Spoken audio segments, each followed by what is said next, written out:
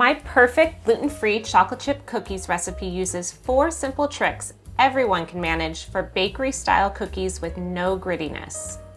Hi, I'm Melissa Erdelak from the gluten-free website Mama Gourmand, and today we are going to make not just gluten-free chocolate chip cookies, but phenomenal gluten-free chocolate chip cookies.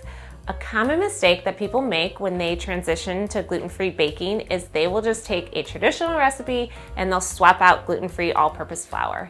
You'll get some cookies, but they will not be good cookies. They will be flat and greasy, or they could be really gritty and chewy. Today, I'm going to teach you 4 simple tricks. They are not hard tricks. They are very simple to make really soft, incredible gluten-free cookies that I promise no one will actually know that they are gluten-free when you bite into them. So let's make our gluten-free life a success and not a hot mess.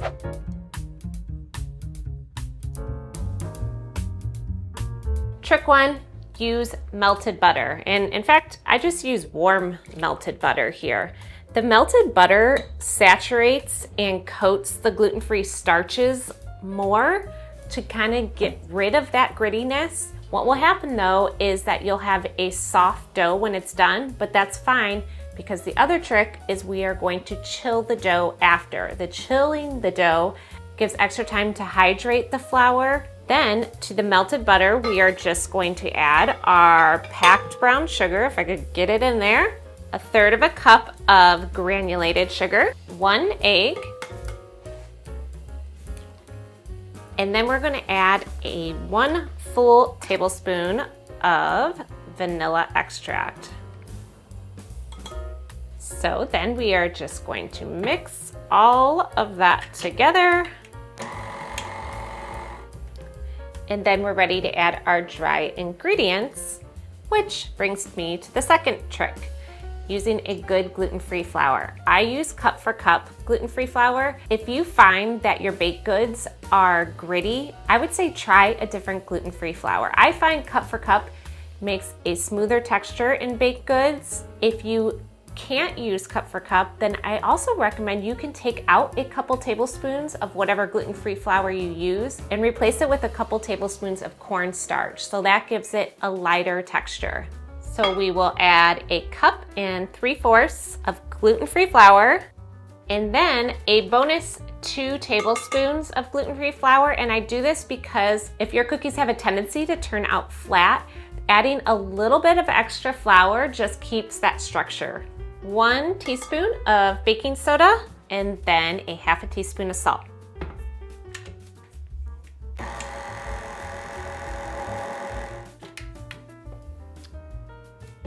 So we have our dough, and you can see it is a little bit softer than traditional cookie dough, which is fine because we are going to chill the dough. Chilling the dough a little bit also helps get rid of that grittiness because it gives time for the gluten-free starches to soak up with the butter and to saturate everything. Another trick I like to do for bakery style chocolate chip cookies is adding majority of it semi-sweet chips, but then I use 1/4 cup of mini chocolate chips too. Oh, that one didn't want to go in there. That way the chocolate just gets dispersed evenly throughout the chocolate chip cookies, so you always are biting into gooey chocolate.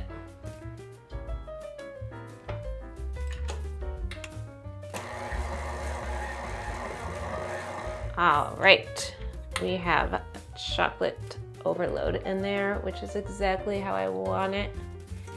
So at this point, we are going to refrigerate the dough for a 1/2 hour to give it that time to rest, and then we'll pop them into the oven. Cookie scoops, love these things. It just makes it so much easier, and then you know your cookies are the same size. So for this recipe, I'm using a medium cookie scoop.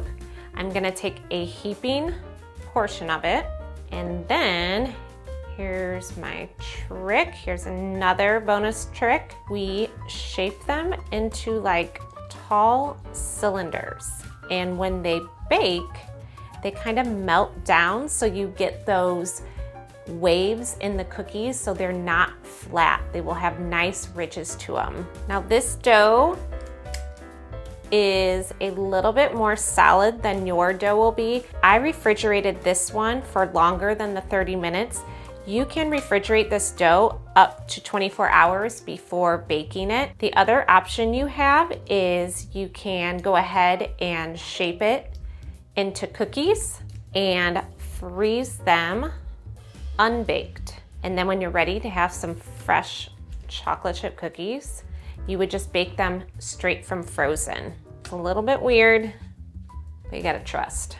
It's going to look beautiful after they're baked. Last trick, bake at a 325 oven. I tested the recipe at 350 and 325. 325 had a less sticky texture to it. When you bake them at 350, they will turn out good, but they just kind of have this chewiness, unpleasant chewiness to it. So 325 is the way to go with cookies. You can use this with any gluten-free cookie recipe. Oh my gosh, I wish you could smell the kitchen. It smells like heaven. They look amazing. Look at these things. They're melty. They have little crevices in there that's gooey chocolate. They are the perfect texture, and I can't resist. I have to try one. Oh my God, that's a good cookie. You can find the full printable recipe on the recipe link below, and I will see you in the next video.